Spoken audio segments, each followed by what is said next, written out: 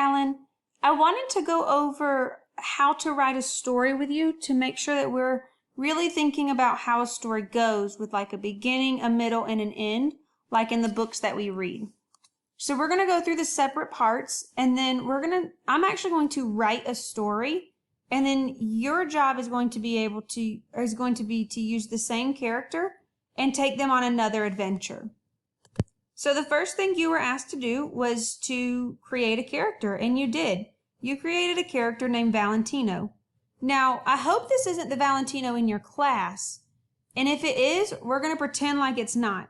This is a made-up character that you just pulled out of your brain and not somebody that you actually know. But we're going to go with it. So your character's name is Valentino. And then your next job was to tell me what your character is like. So you told me that your character was nice. Okay. How else could we describe Valentino? Would we say that he's funny, kind, caring, a good friend? Maybe you could think of another way to describe your character, Valentino, not the real person in your class. So now that we have a character and we know what they're kind of like, we're going to start thinking about a story and where we want our story to happen. So we're going to think of a setting. Where does your story happen? At a park or a playground? At school? At home? The lunchroom? Maybe you could think of a different place you want to write a story about. But for now, only choose one. So we have chosen a character, we know what our character is like, and we've chosen a setting for our story. So the next thing we have to do is we're going to think of a problem for our character. Now, this doesn't always mean that your character is going to be getting in trouble, but something happens and that problem has to be solved. So in the example that I'm going to give you, I'm going to say that Valentino is at the playground and one of his friends falls down and gets hurt. How will Valentino respond? What will he do?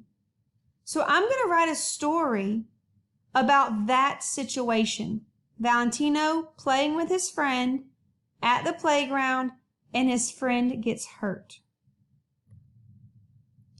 Before we start writing, it's a good idea to think about the beginning, the middle, and the end of your story so that we make sure that we have all these important parts and our story doesn't just go, Valentino was at the playground, his friend fell down, he helped him. So that's not really a great story. We leave out some important details. So I like to draw this chart with a beginning column, a middle column, and an end column, and think about the different things that are going to happen in those parts of my story. So at the beginning, Valentino is at school playing on the playground with his best friend Josh. They are playing tag, and Valentino accidentally pushes Josh when he tags him, and Josh falls down. So all of that kind of sets up what's going to happen at the beginning. I know where they are, and I know the characters. So in the middle, Josh begins to cry, and his knees are bleeding. Valentino asks if he's okay and says he is sorry. Valentino then tries to tell Josh a joke to cheer him up. So if you think back to when I was describing my character, I know that Valentino is funny. So in my story, I use that thing that I know about Valentino to help solve the problem. So I know that he's funny, so he tried to tell Josh a joke. Now we're going to go to the end.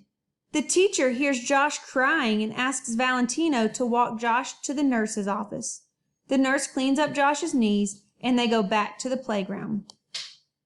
Now that I've thought through the beginning, the middle, and the end of my story, and I know how it will go, then I can sit down with my paper and I can write out the whole story without just only writing 3 sentences. I can really think through the details of exactly what happened. I really hope this helps, Alan. If not, please, please, please let me know, and I will do another example until we can work this out. If we need to, we could even get on like a Zoom call and where we could see each other and I could help you even more. Let me know what you need, okay? Hopefully this helps.